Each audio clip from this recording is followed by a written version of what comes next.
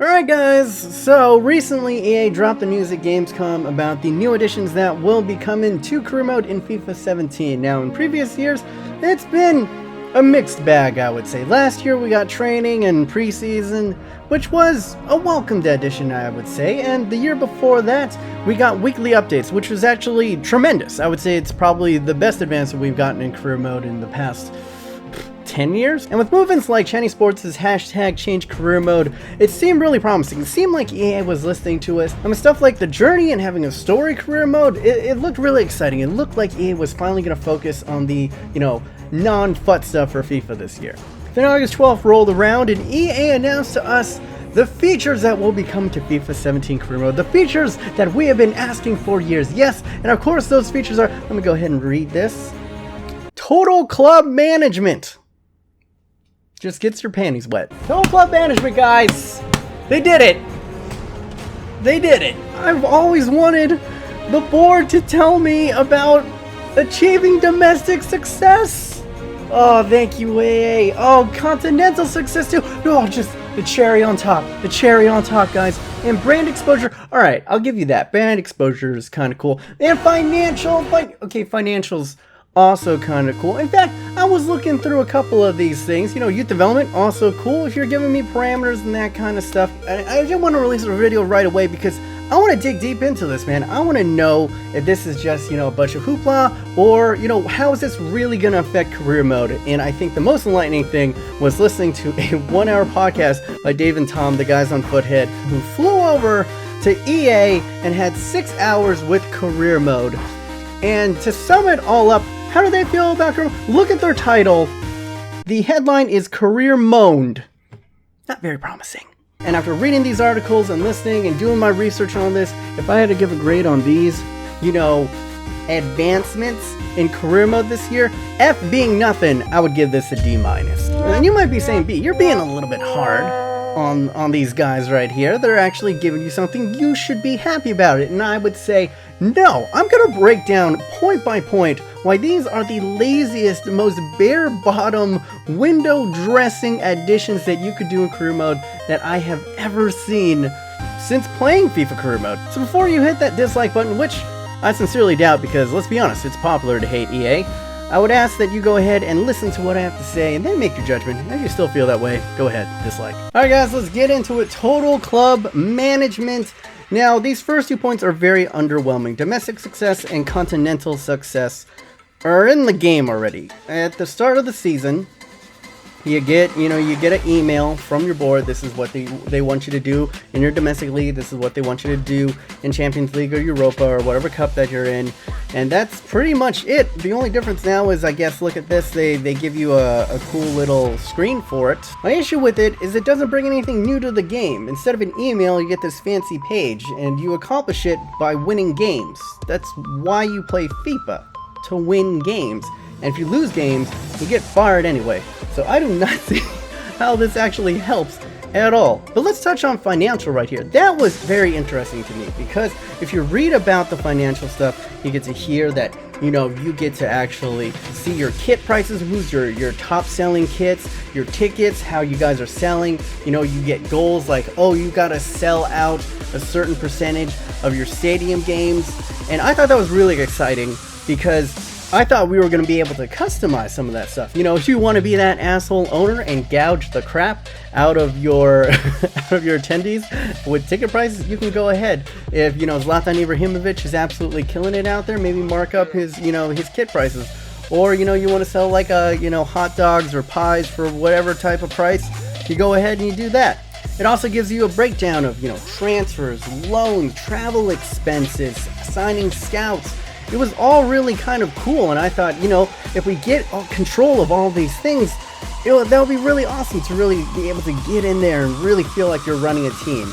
Unfortunately, besides the transfers and the loans and that type of stuff, you don't really have any say on anything else. That just boggles my mind. Why would you put financial management in there and not allow us to manage the finances? Why are we not allowed to freaking set ticket prices? Why are we not allowed to change amenities? Why are we not allowed to go ahead and make decisions on merchandising? Hey, come on, EA, this can't be that hard. You already have this in some of your other sports franchises. Madden allowed you to set ticket prices. You could set the price of a hot dog in Madden 2005. That was on PS2, and we are on PS4. This is ridiculous. From what the guys at Futhead said, all this is kind of pointless because you have no control over the ticket prices, because you have no control over influencing if people come or not.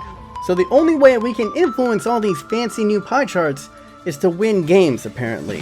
So in order for us to achieve domestic success, continental success, and financial success, you win games. I don't see how that really varies up the FIFA career mode formula at all. Now, what the guys at Futhead also found was for teams that are already immensely financially stable, like Manchester United, you're given kind of unique goals. And the one that he was given was to sign a world-class player. Now, it's kind of fun. I mean, if you're being Manchester United, he went ahead and actually signed Paul Pogba. Great signing, by the way. And to that, I have really no complaints. Actually, that feels pretty immersive. A world-class club would want you to go ahead and bring in, some big names. Unless you're Arsenal. So if you guys don't know about brand exposure, that's a new goal in which they want you to go ahead and expand your brand in a certain area like America or Asia, which sounds really cool. It actually does. Now, my issues with brand exposure, and yes, there are multiple, comes from Dave and Tom's time with the game. They were given the task to expand their brand in Asia over 2 seasons, which was fine. Unfortunately, they were given this task after, I repeat, after they were given the choice of which preseason tournament they were going to go ahead and play in.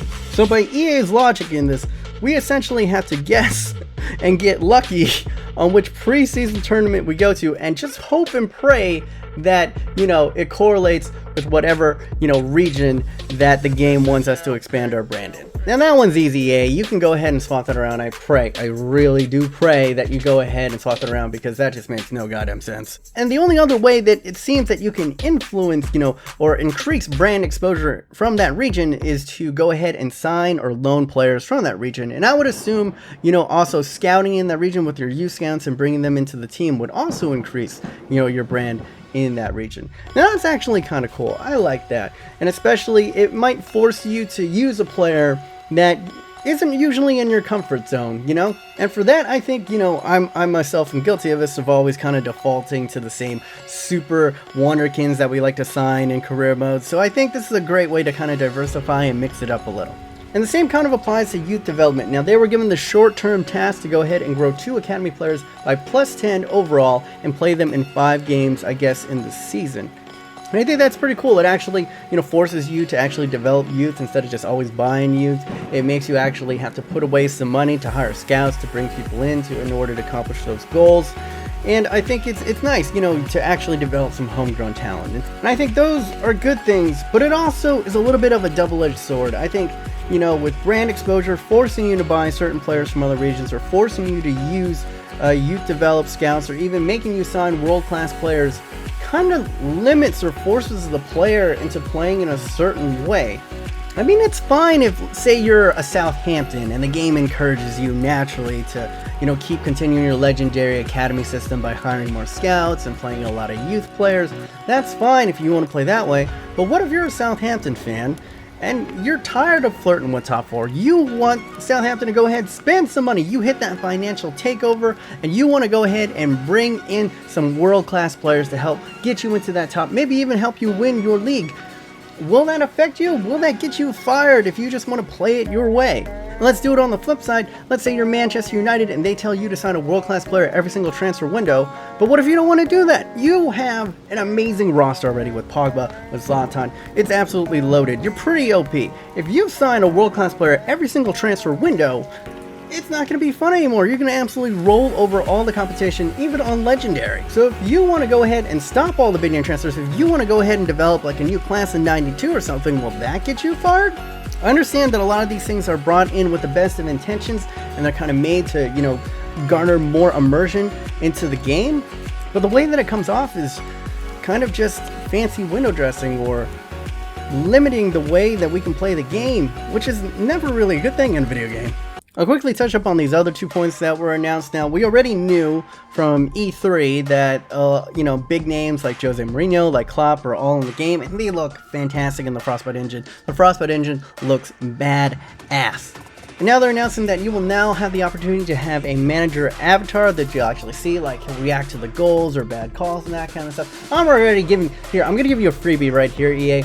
I would very much like if you can give customizable or executable celebrations for our managers. That would be pretty dope. Like, just go ahead and do the, you know, the Mourinho knee slide every single time we score a goal, or maybe, you know, the Alan Pardew samba. Come on, EA, do it, come on. So that was cool. I was thinking, yeah, we're gonna get managers, we're gonna be able to customize them, make them look like us.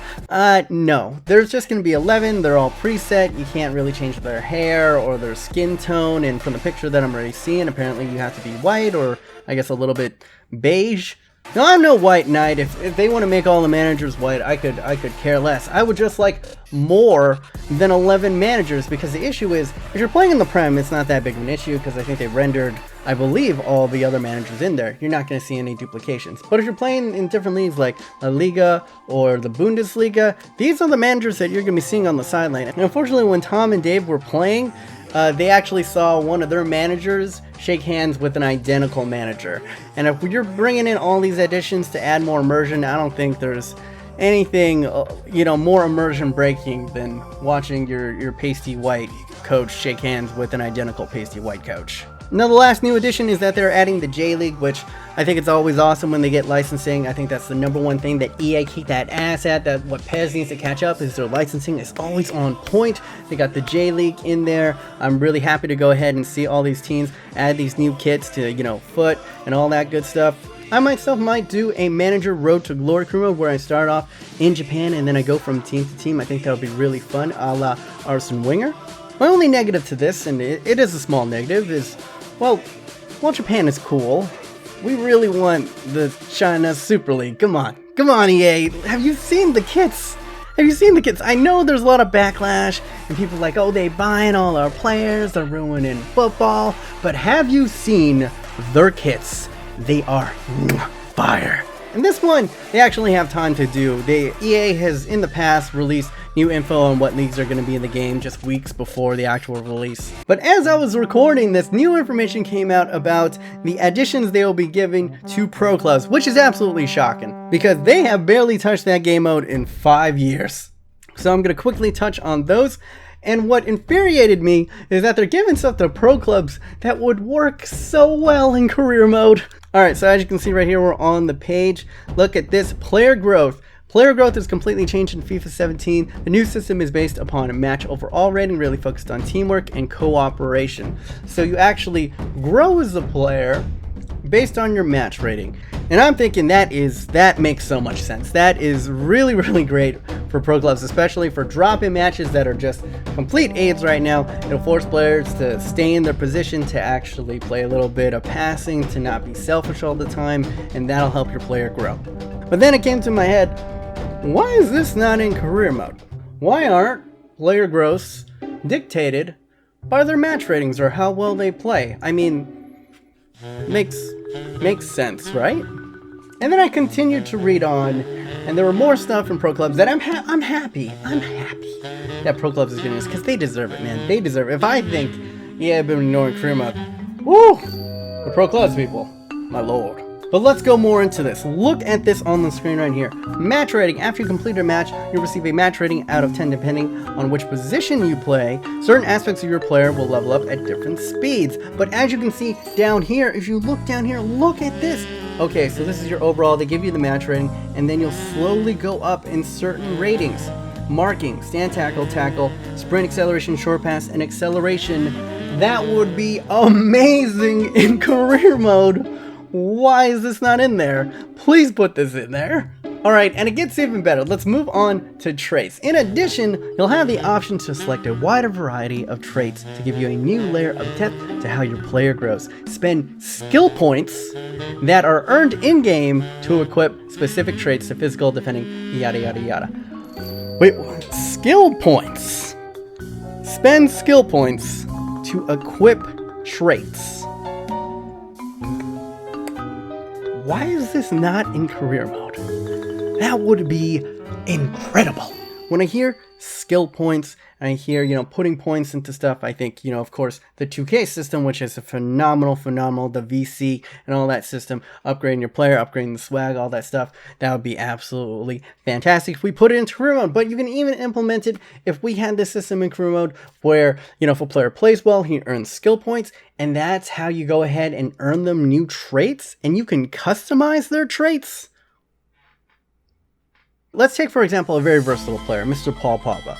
Let's say you want to go ahead and build him into an offensive powerhouse. He plays well, you get those skill points, you give him, the long shot taker trait, you give him like the maestro, the talisman traits to go ahead and lead people forward. He becomes the absolute monster number 10 of your dreams, a legendary new Zidane. But let's say you want to go ahead and play Pogba more in the number 6. You want a defensive powerhouse. You slap on that engine trait, you slap on tactician, you slap on aerial threat, and he is going to be an absolute destroyer back there. And by giving you the opportunities to customize the players that you have in career mode, it adds absolutely so much depth, so much replayability. You want to play it with this type of Pogba, or this type of Rooney, or this type of Zlatan. And once again, I'm happy that Pro Clubs is getting this, but come on EA, it's here. It is actually in your game. Please just move it over to game mode. So in conclusion, as it seems right now, and of course they did play with the beta, it seems as if FIFA 17 isn't going to be that much different from FIFA 16. And I get it that they have listened and they've given us a story mode, something that a lot of career mode YouTubers have been asking for a very long time, and they finally gave it to us. But it's very, very apparent as of now that a lot of the resources of this year's game is being pumped into developing that storyline.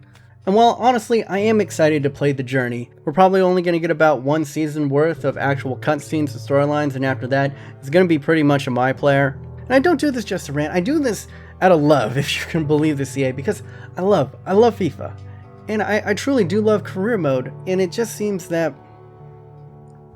the hardcore are being passed over for the casual people, so that you guys can get a new audience with the story mode stuff, and it is just kind of frustrating. It feels like we're being left out. The journey's gonna be hot for a month or so, but then for those 11 months, for the people that play the game the whole entire year round, what are we left with? Some cool new pie charts?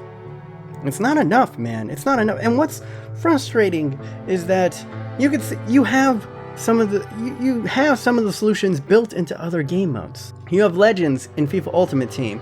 I would love to go ahead and play with a legend in career mode. Player growth dictated by match ratings in Pro Clubs. You have skill points and traits that you can customize in Pro Clubs. All of that makes complete sense in career mode. And I thought we were going in the right direction. These last few years seemed pretty promising, but this year, man, is... I don't know, man. I hope I'm wrong. I hope I'm proven wrong in that, the system kicks all the ass in the world and they have some other new stuff to go ahead and drop on us before the release. But as of now, it's not looking very good.